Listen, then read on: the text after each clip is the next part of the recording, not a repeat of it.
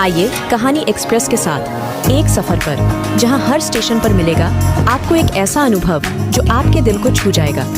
आपके लिए है यह सफर। आप तैयार हैं? तो चलिए, यह सफर शुरू होती है।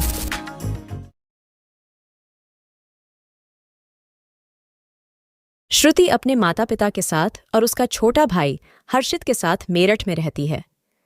श्रुति, पापा चाय लीजिए और जल्दी से ऑफिस के लिए तैयार हो जाइए।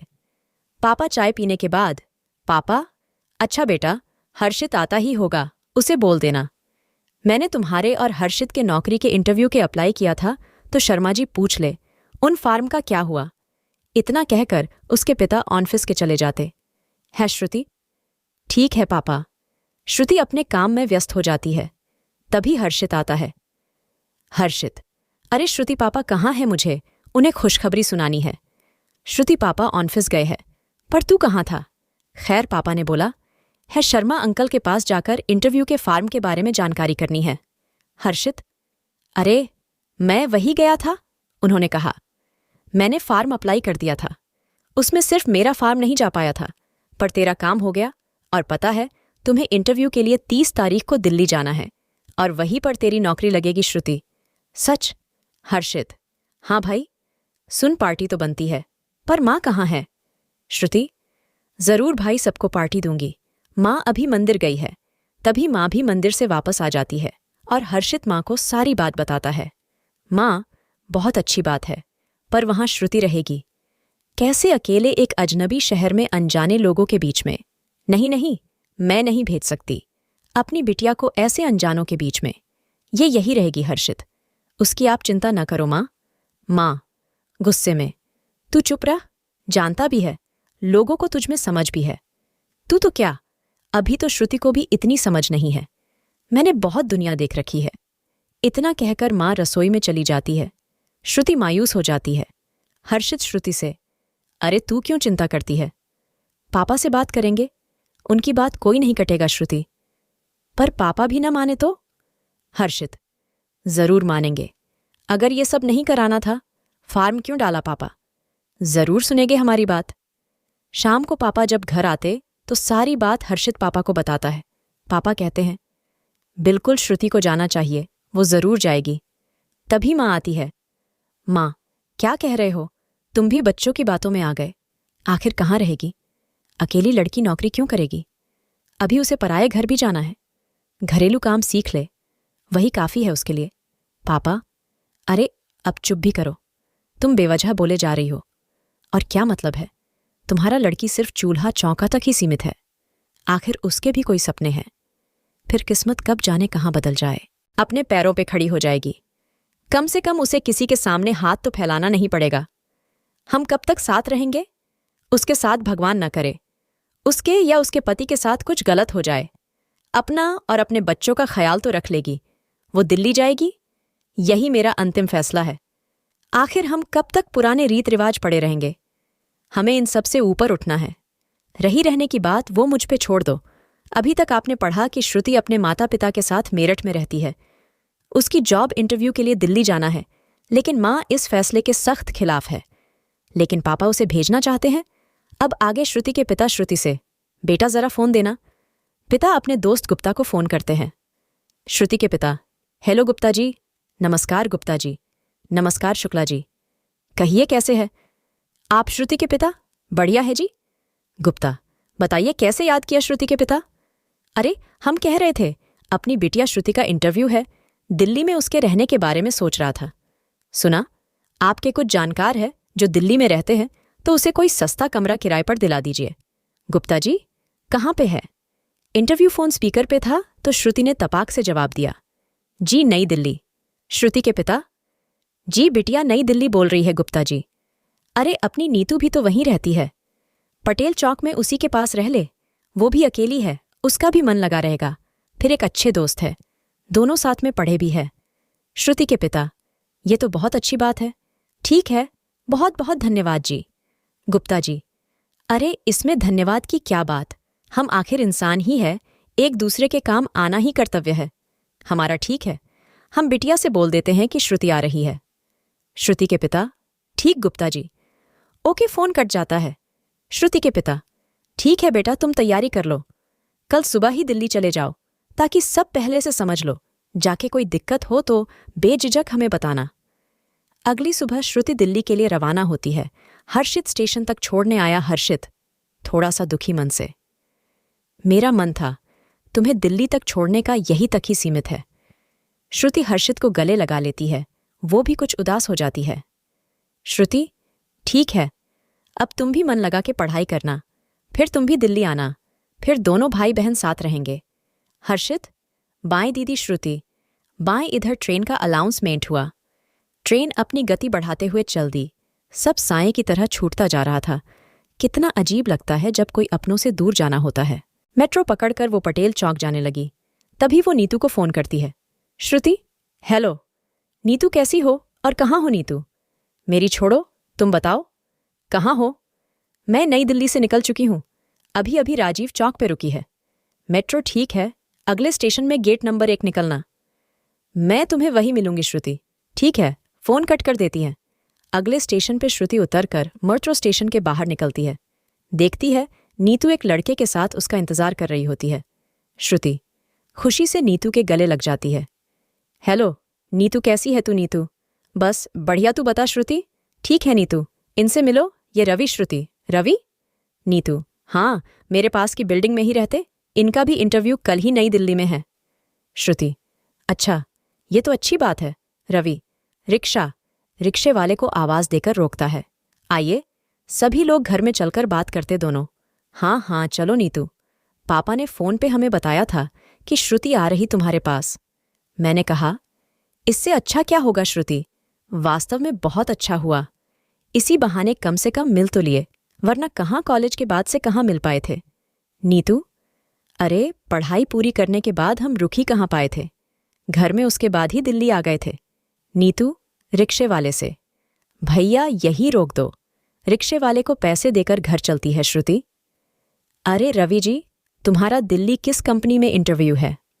रवि, जी वुडलैंड कंपनी है। श्रुति, अरे उसी में तो मेरा भी है नीतू, तो अच्छी बात है ना, दोनों कल साथ ही चले जाना, अच्छी फ्रेंडशिप भी हो जाएगी।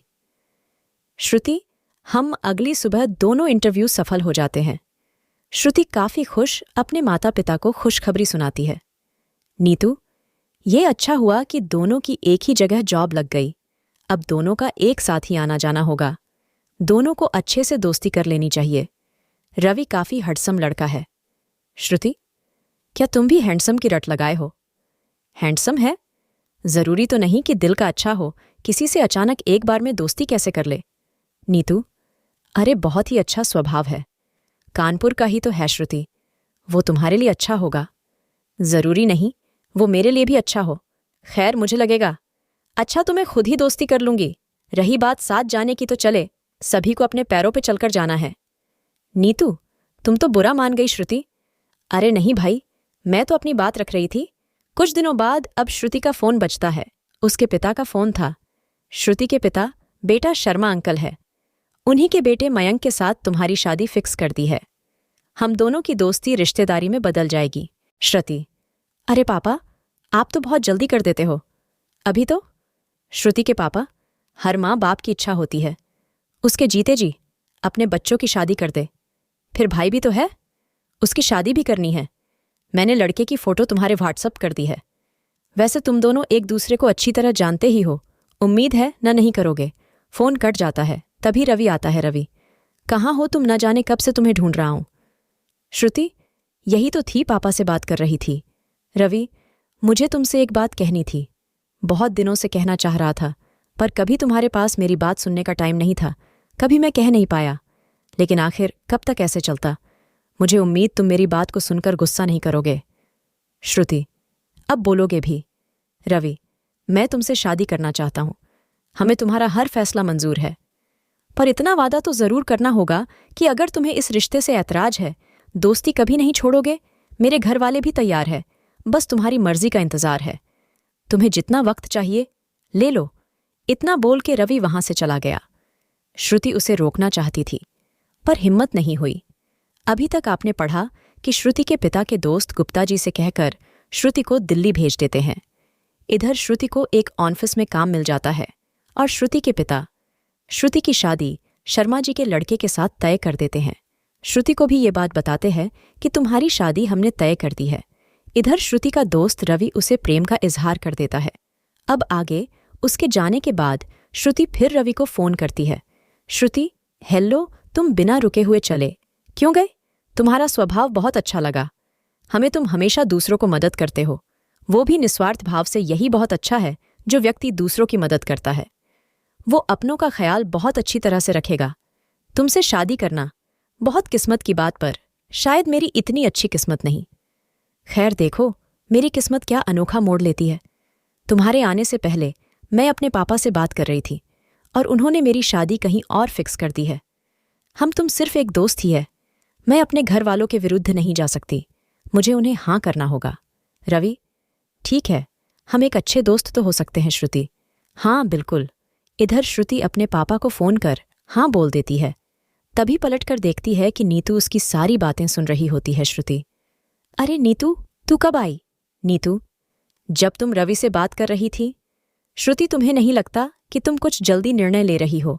एक बार अपने पापा से बात करके देखो, शायद वो तुम्हारी बात मान जाए। अगर तुम न कह पाओ तो मैं कुछ मदद करूं, तुम्हारी मैं बात करूं। श्रुति, रहने दे यार, अब कुछ फायदा नहीं होगा। पहली बात, मैं इस प्रकार की बात पापा से नहीं करना चाहती। मैं नहीं चाहती कि उनको क्षण मात्र भी मेरी वजह से कष्ट हो। उन्होंने जो भी सोचा होगा मेरे भले के लिए सोचा होगा। बेटियों को हमेशा ही कुर्बानी देनी होती है। नीतू, अरे तो एक बार उनसे बात करने में क्या हर्ज है? अगर नहीं माने तो तू उनकी मन से शादी कर लेना। मुझे लगता है वो जरूर आपकी बात मानेंगे। तुझे याद है, तेरे दिल्ली आने पर सभी का विरोध था। तेरे पापा ने तेरा साथ दिया था। यकीन रख, वो जरूर तेरी मन की ही करेंगे। श्रुति, ठीक है, मैं कल शाम को पापा से बात करती हूँ। नीतू, ये हुई ना बात? श्रुति, ठीक है, मुझे ऑफिस के लिए जाना है। आज रवि का भी वीकली ऑफ है, आज वो छुट्टी पर है। मुझे आज अकेले जाना है। नीतू, ठीक है, बाय श्रुति, बाय। कुछ घंटे बाद एक ऑफिसर आता है।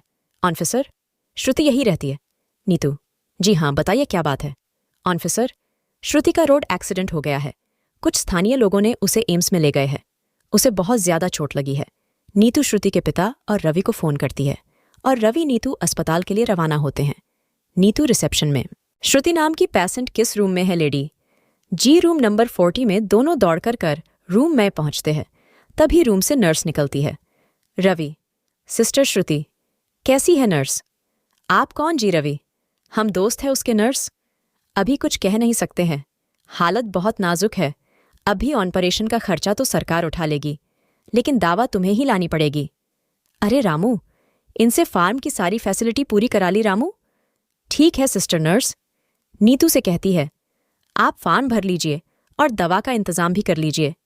रवि नीतू से, आप फार्म भर ले, तब तक मैं दवा लेकर आता हूं। नीतू, पैसे हैं तुम्हारे पास?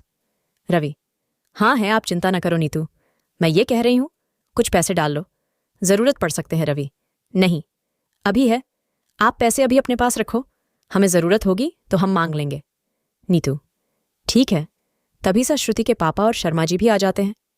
श्रुति के पापा, कैसी है श्रुति? अभी नीतू, हालत नाजुक है, अभी ऑपरेशन होने वाला ही है। रवि दवाई लेने गया, आता ही होगा। लो, वो भी आ गया। श्रुति के पिता, रवि नीतू साथ में काम करते हैं। रवि दवाई नर्स को देता है और ऑपरेशन शुरू होता है। कुछ घंटे बाद डॉक्टर बाहर आता है। डॉक्टर, इस पेशेंट के साथ कौन है? घबराए नहीं, वो खतरे से बाहर है। तभी श्रुति के पिता और शर्मा जी साथ में बढ़ते हैं। डॉक्टर, केविन में आ जाओ। श्रुति के पिता नीतू से, बेटा तुम यही रुको, मैं सभी आता हूं।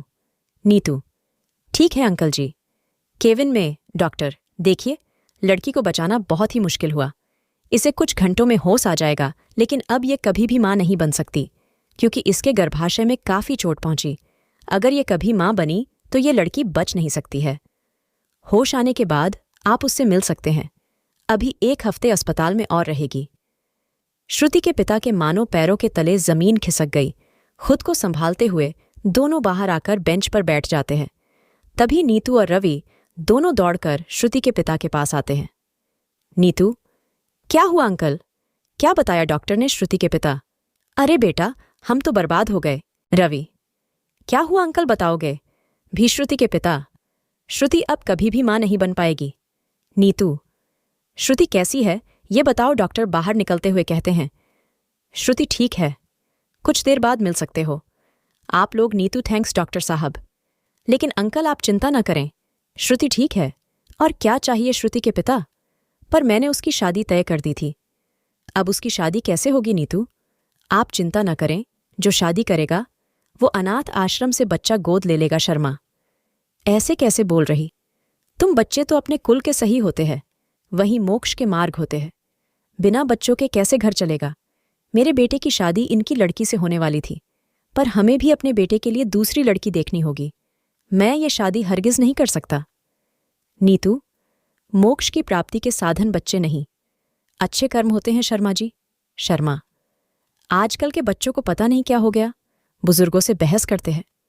बेटा, जानती हो कुछ समाज के बारे में? नीतू, शायद आप नहीं समझते हो, आप अभी भी रूढ़वादिता में घिरे हो। हम तो बच्चे हैं अभी। खैर ना, हम तुम्हें समझा पाएंगे और न तुम हमें समझा पाओगे। आप फाइनल बता दो, तुम्हें अपने लड़के की शादी करनी है या नहीं? शर्मा जी, नहीं, बिल्कुल नहीं, मैं जा रहा हूं घर। शर्मा जी निकल जाते हैं। नीतू रवि की तरफ देख के, रवि, तुम्हारा इरादा क्या है रवि? मतलब मैं समझा नहीं नीतू। अच्छा, अब तुम्हें भी मतलब समझाना पड़ेगा। तुम श्रुति से शादी करोगे या नहीं? शर्त यह है कि बच्चा तुम्हें अनाथ आश्रम से लेना पड़ेगा। रवि, हमें मंजूर है प्यार, सिर्फ एहसास का नाम होता है, जिस्मों का नहीं। मैं इसे रूह से प्यार करूंगा। यही बात संसार को भी सीखनी चाहिए कि प्यार सिर्फ जिस्म तक ही सीमित नहीं है, बल्कि एक दूसरे को महसूस करना ही प्यार है। नीतू, देखिए अंकल जी, ये रवि तिवारी है जो कानपुर में रहते हैं। इनकी माताजी का निधन बचपन में ही हो गया था। ये अपने पिता के साथ दिल्ली में रहते हैं। इनके पिता भी शादी के लिए राजी है।